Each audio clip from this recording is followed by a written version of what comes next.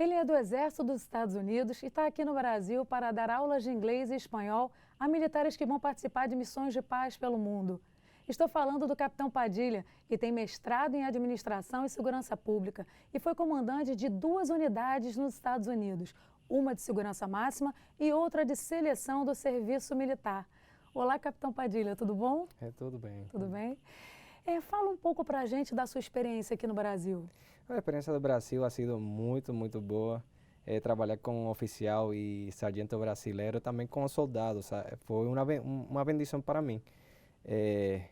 São muito fáceis de trabalhar, muito profissionais, não teve nenhum problema quando eu cheguei aqui. Para falar, para ter um dia a dia, é muito fácil. É como trabalhar nos Estados Unidos, a mesma coisa.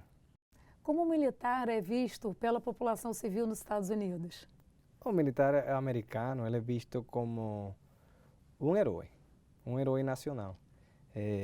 Por muitos anos, desde 1918, depois da Primeira Guerra Mundial, o militar é visto mais como um lutador da democracia, não como um combatente na guerra.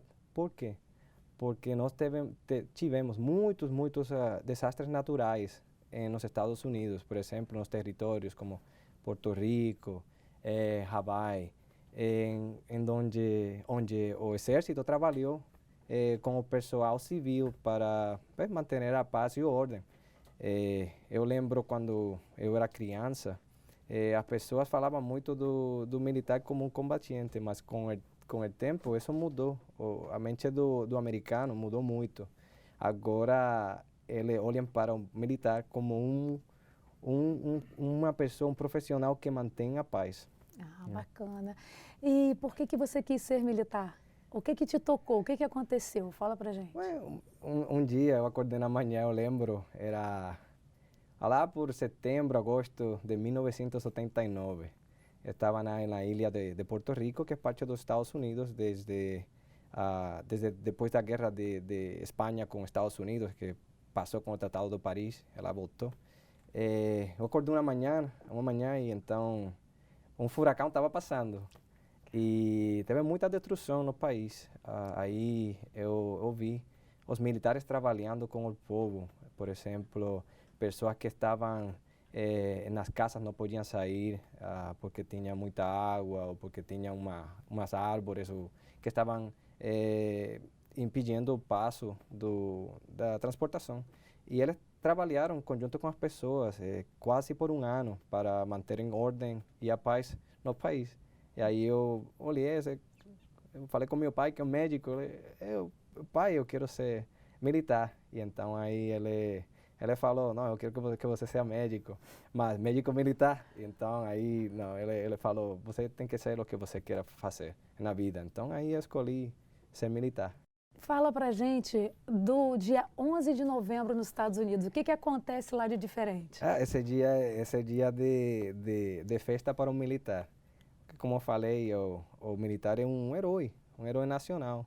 É bem visto pelas pessoas. E não só o militar americano. Você tem que saber que nos Estados Unidos há uma diversidade de culturas, latinos, brasileiros, japoneses. Então é uma mistura. Não só o americano vai ter festa, não é isso. Também o brasileiro que vai e fala que é militar, ele também é bem-vindo lá. Por exemplo, lembro faz já uns 5 anos, tinha um oficial brasileiro lá comigo e fomos a comer em um restaurante e estavam os dois fardados. Quando íamos a pagar, lá o garçom falou, não, você não tem que pagar nada, já alguém pagou a conta por você. Aí ele falou para mim, cara, isso acontece aqui? Cara, sim, acontece, o dia do veterano, o dia de você e o meu também. E quais são as coisas que acontecem nesse dia? Quais são os benefícios que vocês têm? Benefício tem demais. Uma coisa é o dia livre, você não trabalha esse dia, mas tem muita atividade. Tem a formatura, que você vai curtir dos fogos de artifícios, pode ir a comer de graça a diferentes lugares que são publicados pelo exército. Também o Disney, que muito brasileiro gosta, pode ir a esses lugares para curtir. Fala pra gente o que aconteceu durante os furacões Katrina, em Nova Orleans, e o Maria em Porto Rico. Como é que o Exército ajudou nessas duas frentes? O furacão Katrina, esse aconteceu por lá na Louisiana, Nova Orleans, no 2015, acredito, não, perdona, 2005. Então lá foi furacão, entrou, cortou muito suministro de gás, de petróleo, foi um furacão que fez muito dano.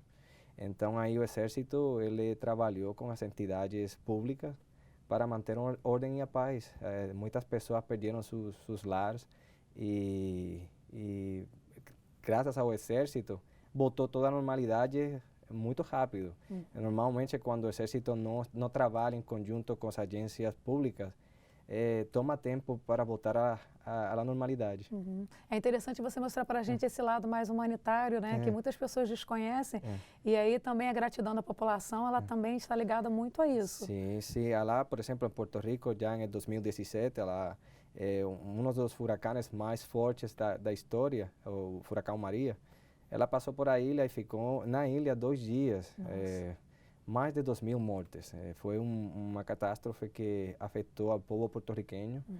E o exército teve aí, foi os primeiros heróis em chegar lá e manter em ordem a paz, que é a coisa principal, porque você sabe, sempre está a pessoa que não faz o que é correto, e então o exército manteve a paz, também ajudou muita pessoa por quase um ano. E ainda, eles estão ajudando a manter a ilha na normalidade.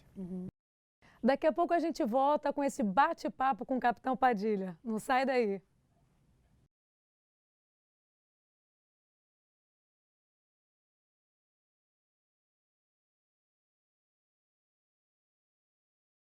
Fala um pouco da sua experiência na Califórnia. Na Califórnia é um estado que eu trabalhei como comandante. Como você sabe, é recrutamento lá. Militar é voluntário, você não é forçado a fazer nada, você tem que oferecer um emprego às crianças e adultos entre as idades de 18 a 32 anos.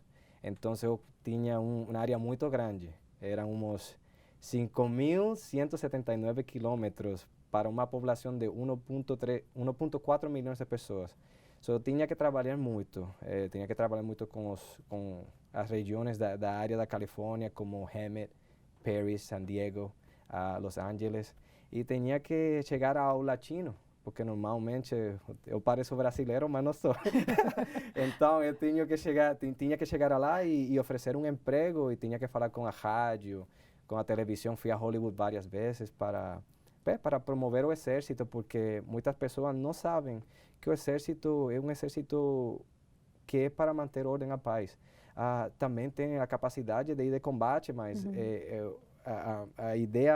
a primeira ideia do exército é manter a paz. Que é por isso que nós gostamos tanto do Brasil. É uma coisa que nós gostamos do Brasil, e trabalhamos com eles na Haiti. E nós olhamos para o brasileiro como um exemplo também. Eles olham para nós e nós para eles. É uma coisa muito legal, uma parceria muito linda. Que bom, que bom. E como é que é para você se despedir do Brasil? Para despedir do Brasil vai ser uma coisa não difícil, vai ser fácil. Vou falar por quê. Muitas pessoas acreditam, você vai chorar.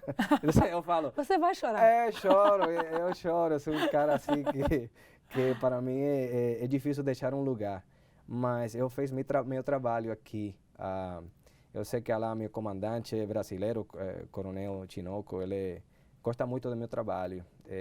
E os parceiros que trabalham comigo, os instrutores de espanhol e inglês, e quando eles falam de mim, eu sei que eles gostam de trabalhar comigo.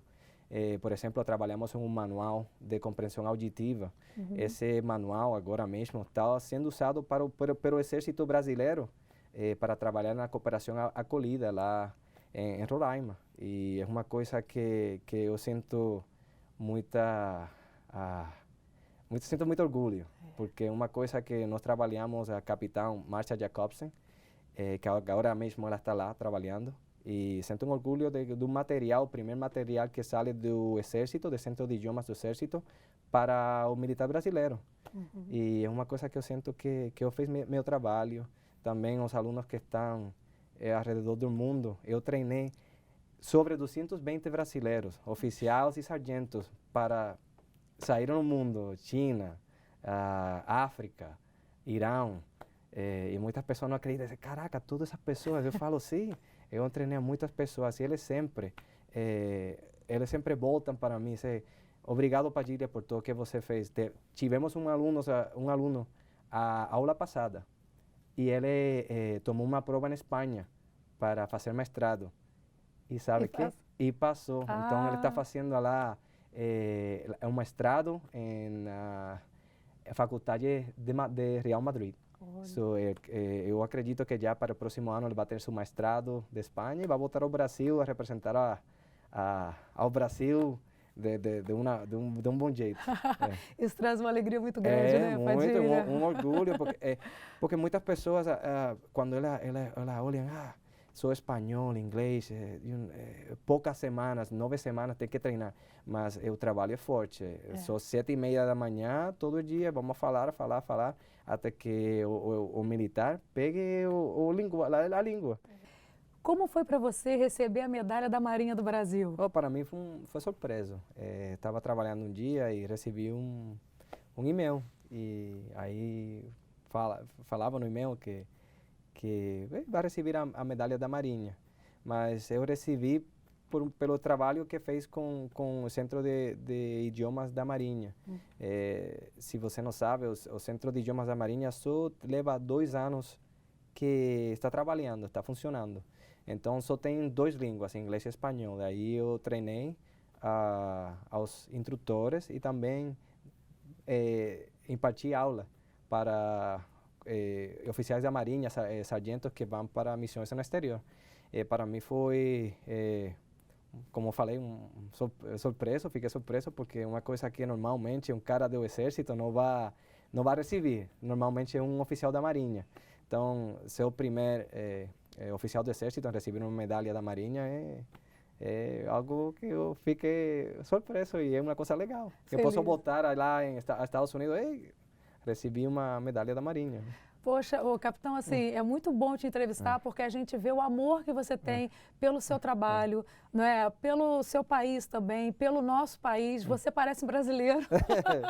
Isso é um grande elogio, né? Porque quando a gente se refere ao nosso país, tem várias referências positivas, né? Da afetividade, da alegria de viver e de tudo isso que você passou para a gente. Né? Então, foi um prazer tê-lo aqui no estúdio, no programa com a gente. E espero que em outra oportunidade você também volte para poder contar o que de bom você está fazendo aí pelo mundo. Muito obrigado pelo convite e para mim um prazer. Muito obrigada, capitão. Uma referência, o senhor foi promovido a major, né? Sim, eu fui promovido a major. Agora estou esperando a data para fazer a cerimônia, que talvez se você depois quiser fazer uma coisa, seria bom que você viera como uma cerimônia de promoção nos Estados Unidos. Podíamos fazer alguma coisa lá no Forte do Leme. Olha aí, então fica a dica. Tá bom? Então tá, gente, espero que vocês tenham gostado do programa de hoje e até a próxima. Tchau.